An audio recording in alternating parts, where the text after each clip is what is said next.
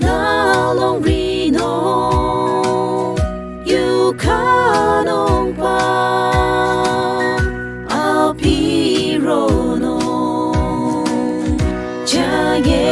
Khristan di marung namo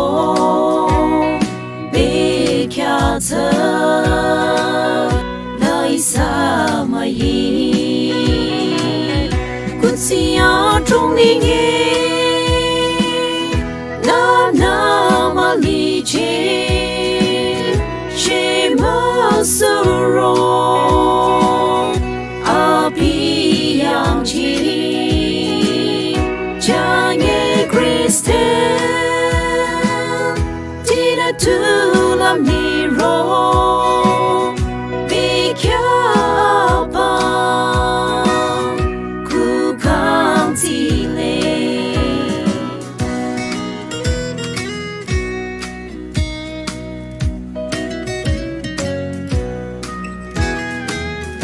Khristan tina Chünye tulam rong na Akhalong king nali atrong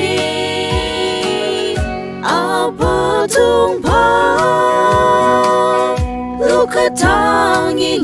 Lieng Maxanungba Ihsa Chünye Khristan di marung namo Bekhyah Tsasela Ihsa müying Kuthsi atrong linye na liye Surotsala